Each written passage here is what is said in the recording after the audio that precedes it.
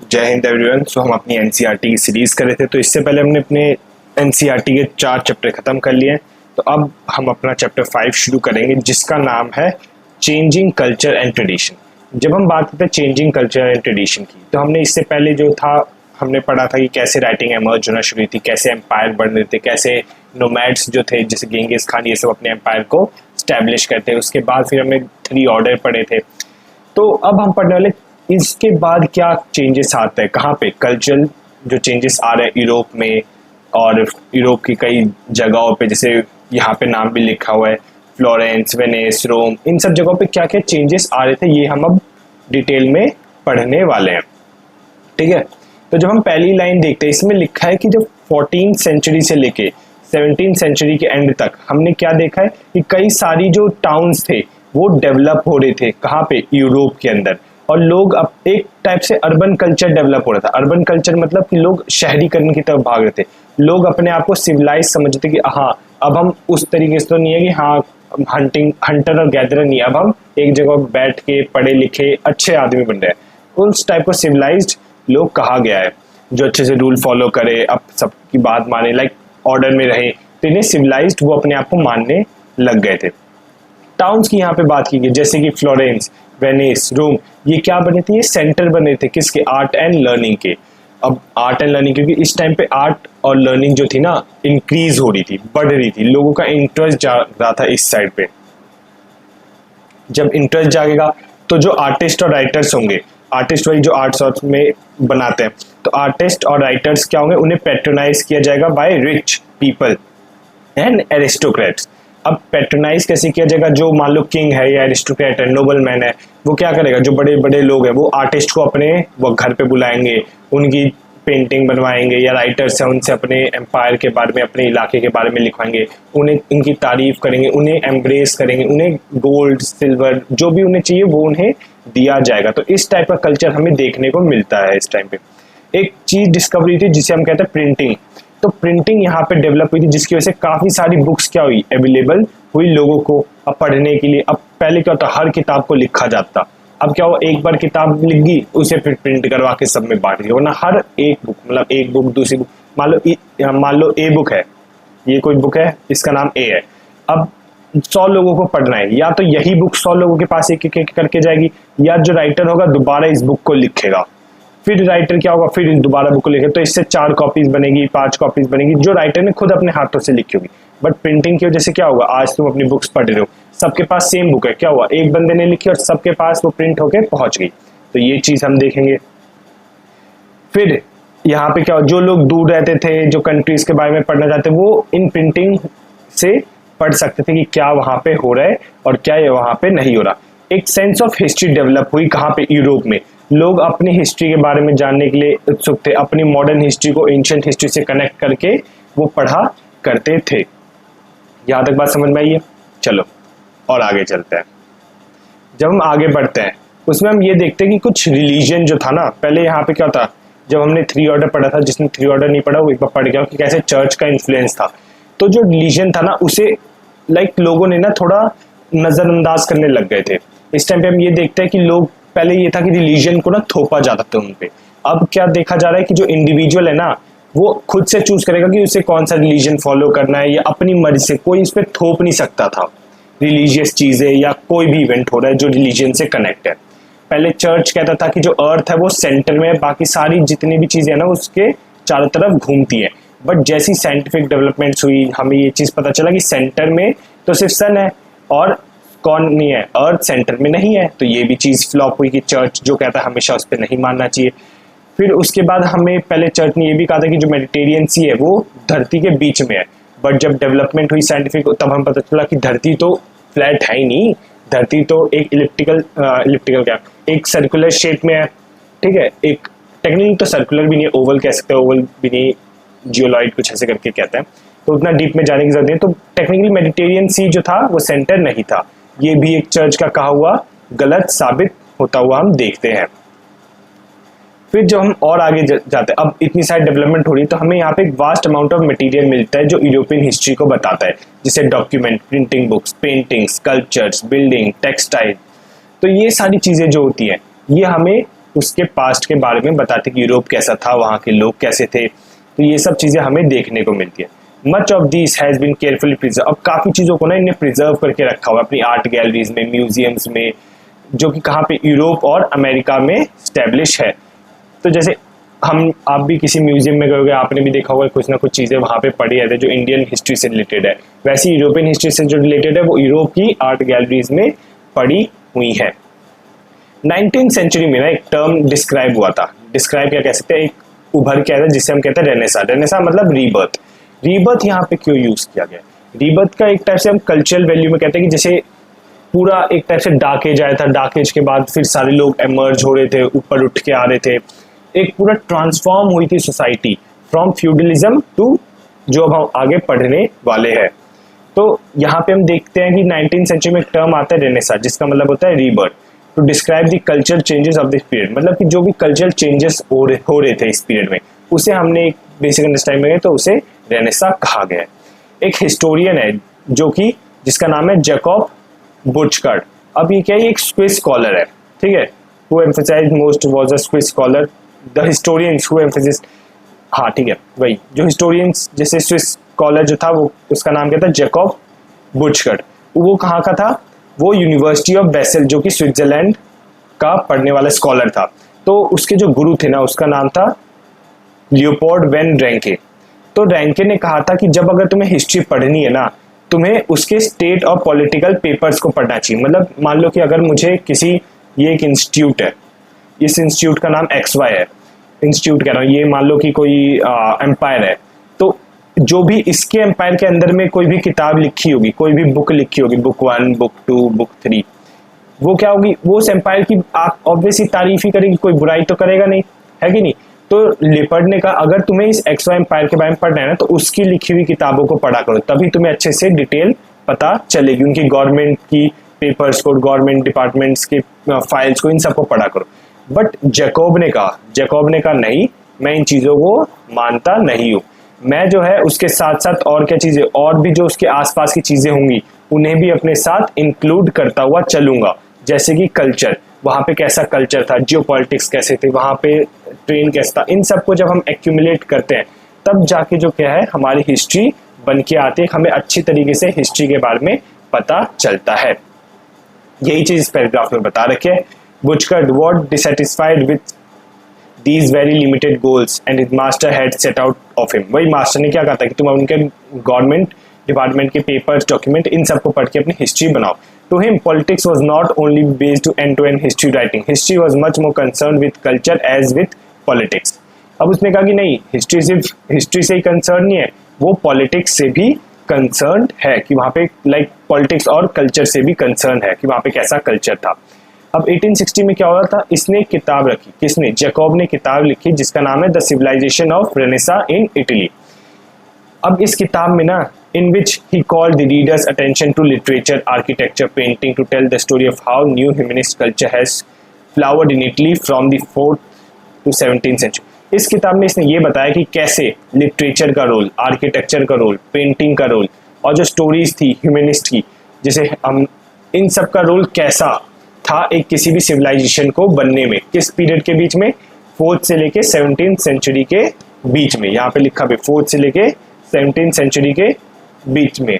This culture, he wrote, was characterized by belief that a man as an individual was capable of making his own decision and developing skill. He was modern, in contrast medieval man who thinking has been controlled by the church। अब क्या, इस time period पे क्या होता है, एक ऐसा आदमी, दैट मैन, जो वो बाहर आ रहा था, जो अपने डिसीजन खुद बना सके, जो अपने डिसीजन खुद बना सके और चर्च के इन्फ्लुएंस में आके कोई भी डिसीजन ना ले। ये चीज हमें इस पीरियड में देखने को मिलती है, ये चीज जैकब ने अपनी किताब में लिखा है। बात समझ आ गई। फिर जब हम बात करते हैं the revival of Italian cities की, तो यहाँ पे क्या होता है, जब रोम डेवलप, जब पूरी तरह से रोम टूटा, कहाँ गया कर सका है, रोम सबसे पहले वेस्ट वाला रोम टूटा था, उसके बाद जो ईस्ट में ईरानियन ये सब का जो थोड़ा बहुत तबका था, वो थोड़ा बहुत इस्लामिक ये सब डेवलप हो रहा था, ये भी कमजोर हो ही रहा था। तो जब वेस्टर्न रोमन एम्पायर टूटा तो काफी सारे जो टाउन्स थे, पॉलिटिकल कल्चर सेंटर जो वो सारे क्या धीरे धीरे करके खराब होने लगे, लाइक खराब के डिट्रॉयड होने लगे, क्योंकि एक मेन सेंटर ऑफ पावर नहीं है। जो मेन सेंटर ऑफ पावर थी वो तो चली गई ना, रोमन एम्पायर तो टूट रहा है, तो अब क्या था, उसके साथ जितना भी रोमन एम्पायर था धीरे धीरे करके टूटने लग गया था। जो भी उसके पास कोई पॉलिटिकल कंट्रोल नहीं था, कोई कल्चरल कंट्रोल नहीं कर रहा था, तो धीरे धीरे करके रोमन एम्पायर टूट गया था। और जो मेन हिस्सा था रोमन एम्पायर का, जो इटली थी, वो भी टूट गई थी, क्योंकि जो पोप था वो कहाँ बैठता, इटली में ही बैठता था, इटली रोम में बैठता था, तो वो क्या हो गया, वो भी डिट्रॉइड हो गया था। कोई भी यूनिफाइड गवर्नमेंट नहीं थी, मतलब कि कोई भी एक गवर्नमेंट नहीं थी जो ये कह सके कि हाँ चलो ठीक है अब मैं इसके ऊपर पूरा कंट्रोल है, या फिर जो पूरे जगह को कंट्रोल करे, नहीं, अब कोई गवर्नमेंट बची ही नहीं थी जो उस पूरे इसको कंट्रोल कर सके। And the pope in Rome who was sovereign his own state was not strong political figure. अब जो पोप कहते हैं क्रिश्चियनिटी में एक सबसे इंपॉर्टेंट फिगर माने जाते हैं, वो खुद एक स्ट्रॉन्ग पॉलिटिकल फिगर रहा नहीं।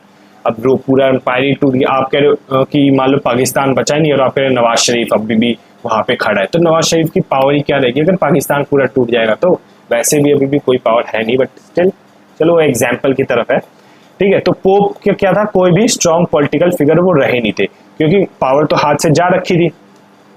While Western Europe was being reshaped by feudal bonds and unified under the Latin Church, and Eastern Europe under the Byzantine Empire and Islam was creating a common civilization further west. Italy was weak and fragmented. However, it was these developments that helped in the revival of Italian culture.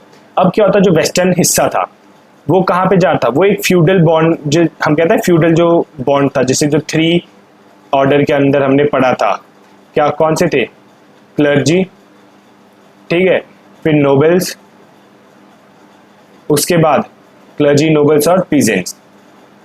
अब क्या था, जब ये Roman empire में 3 order था, तो जब टूटेगा रोमन एम्पायर तो जो छोटी छोटी कंट्रीज एमर्ज होंगी इनके अंदर से, जो वेस्टर्न एम्पायर के अंदर, जैसे मान लो ये एक होगी, ये एक होगी, ये मैं एक एग्जांपल के लिए बता रहा हूँ मैं, ये जो छोटी छोटी कंट्रीज एमर्ज होगी, ये रोमन एम्पायर के कल्चर को कैसे उनका तरीका हायरार्की चल रही थी उसी हिसाब से देख के अपने आप को भी एमर्ज करेंगे। जैसे आप हो, आप बड़े हो रहे, तो आप अपने पापा मम्मी को देखते हो क्या एक्शन करे क्या नहीं करे, तो उस हिसाब से आप भी वो एक्शन सीखते हो। तो वैसे ही क्या होता है, उस टाइम पे जो छोटे छोटे जो सिटीज एमर्ज होते, वो रोमन एम्पायर के कल्चर को अडॉप्ट करते, उनके रिलीजन को, इन सब चीज़ों को अडॉप्ट कर रहे थे। यही हम देखते हैं कि वेस्टर्न जो यूरोप था वो अपने आप को रीशेप कर रहा था फ्यूडल बॉन्ड से, और अपने आप को यूनिफाइड करने की कोशिश कर रहा था अंडर द लैटिन चर्च की। सबसे ऊपर जो है चर्च होगा, फिर चर्च की बात मांगे। बट ईस्टर्न यूरोप में ना कुछ अलग चल रहा था। ईस्टर्न यूरोप में क्या था, एक बेंजामिन एम्पायर था, वो वहां पे रूल कर रहा था। इस्लाम जो था वो अपनी जगह और वेस्ट की तरफ बढ़ाता हुआ आ रहा था। हमने जैसे पढ़ा था कि इस्लाम अपने आप को वेस्ट की तरफ स्ट्रेच कर रहा था, जो अरेबियन पेनिनसुला ये सब था, ठीक है। तो इस्लाम क्या कहता, अपने आप को वेस्ट की तरफ ढकेलता हुआ ले जाता, मतलब अपने आप को वेस्ट की तरफ और फैला रहा था। इटली जो थी वो पूरे हिस्सों, वो जो क्या थी, फ्रेगमेंट हो गई थी, मतलब अलग अलग हिस्सों में टूट गई थी। देखो अगर आप ये मैप देख रहे हो, आज के टाइम पे हम ये कहते हैं पूरा इटली है, ठीक है, बट अब क्या यहाँ पे देखो फ्लोरेंस डेवलप हो गया, यहाँ पे रोम अलग से दिख रहा है, यहाँ पे कुछ बोलोंगा दिख रहा है, यहाँ पडुआ, वेनिस, ये सब जियोना, तो ये सब क्या अलग अलग जो जगह थी ना, इटली पूरी तरीके से यहाँ पे हमें टूटी हुई हमें देखने को मिलती है। बट यही सारी चेंजेस जो थी उन्हीं ने इटालियन कल्चर को वापस रिवाइव करने में मदद की थी। वो कैसे, ये हम आगे पढ़ेंगे। With the expansion of trade between the Byzantine Empire and the Islamic country, the ports of Italian coast revived. अब क्या था कि जो ट्रेड हो रहा था बेंजामिन एम्पायर के साथ, अब ये क्या है, अगर रुको मैं जब मिटा दो इससे,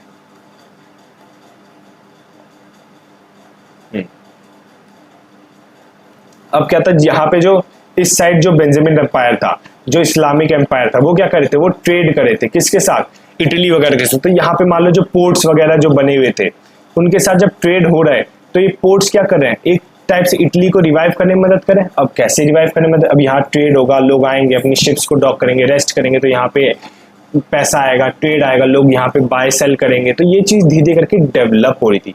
ये चीज धीरे करके अपने आप को इटली को एमर्ज करने में, अपने आप इटली को बढ़ाने में मदद कर रही थी। From the 12th century, the Mongols opened the trade with China by Silk Route. अब क्या होता, मंगोल्स इस टाइम पे जब मंगोल्स थे, उन्होंने क्या किया था, सिल्क रूट का एमर्ज किया था। लाइक 12th century में मंगोल्स ने चाइना के साथ सिल्क रूट ओपन किया था, और ये जो ट्रेड था वो पूरा वेस्टर्न यूरोप तक जाता था, कि वेस्टर्न यूरोप में भी ये ट्रेड को बढ़ाया जा रहा था। अब वो पोर्ट्स वगैरह इन्हीं काम के आए थे, कि जैसे कि कैसे इन पोर्ट्स को डेवलप, मतलब पोर्ट्स कैसे इटली को डेवलप कर रहे थे। Italian towns played a central role. They was no longer saw themselves as part of powerful empire but as independent city state. अब इसमें बताया कि जो इटली कई हिस्सों में टूटा था, उनके जो टाउन थे उनने अपने आप को ना एक सेंट्रल रोल प्ले किया। उन्होंने कहा अब हम एक यूनिफाइड नहीं है, हम किसी एक एम्पायर के, हमें किसी किंग के अंडर में है नहीं, तो हम क्या करेंगे, हम अपना अपना देखेंगे, हम सारे के सारे अब इंडिपेंडेंट है, हम किसी के अंडर में नहीं आएंगे। ये चीज था वहां पे हमें देखने को मिलती है कि लोग अपने आप को इंडिपेंडेंट सिटी डिक्लेयर करना शुरू कर देते। इन इंडिपेंडेंट सिटी में से दो सिटी जो थी वो थी फ्लोरेंस और वेनिस। मैप में चलते वापस, कहाँ है फ्लोरेंस वेनिस, फिर मिटाना पड़ेगा है। चलो ये देखो, यहां आपको दिख रहे फ्लोरेंस लिखा और ये वेनिस, ये आपको समझ आ गया कहां पे। अब आगे चलते हैं। फ्लोरेंस और वेनिस जो थे उनने क्या किया था, वह रिपब्लिक, वो अपने आप को ने रिपब्लिक डिक्लेयर कर दिया था। ठीक है, उनने कहा अब हम किसी के अंडर में नहीं है, हम अपना रूल करेंगे। और इन्हीं में से जो दो वाइब्रेंट सिटीज थी जिनका वेनिस और जियोना, ये क्या थे, they were different from other part of Europe, the clergy were not political dominated. अब इन दो जगह पे पता है क्या होता था, जो पहले सबसे टॉप ऑर्डर में कौन थे, क्लर्जी थे, है ना, चर्च प्रीस्ट ये सब। तो यहाँ पे क्लर्जी डोमिनेटेड नहीं थे, यहाँ पे कौन डोमिनेटेड थे, जो बड़े बड़े मर्चेंट्स थे, जो एक अच्छी खासी अपनी पकड़ रख रहे थे, वो यहाँ पे डोमिनेटेड। कौन यहाँ डोमिनेटिंग था, क्लर्जी और पॉलिटिकल, जो यहाँ पे क्लर्जी का पॉलिटिकल डोमिनेशन नहीं था, यहाँ पे किसका डोमिनेशन था, मर्चेंट्स का, बैंकर्स का, क्योंकि उनके पास पैसा बहुत था। इस टाइम पे जब पोर्ट्स आ रहे हैं, पोर्ट्स पे सामान आ रहा है, पैसा वही इंसान खरीद बेच सकता है जिसके पास पैसा बहुत होगा, और जिसके पास पैसा ज्यादा होगा वो अपनी डोमिनेशन यहाँ पे दिखाएगा। और वो एक्टिवली पार्टिसिपेट करते हैं किसमें, गवर्निंग ऑफ द सिटीज में। क्योंकि आज भी अगर आप देखोगे बड़े बिजनेसमैन जब भी डोनेशन देते हैं किसी भी गवर्नमेंट को, तो गवर्नमेंट ध्यान रखती है कि जब भी वो पॉलिसी बनाए तो उन बिजनेसमैन के बिजनेस को देखते हुए यहाँ पे उन पॉलिसीज को स्टैब्लिश किए।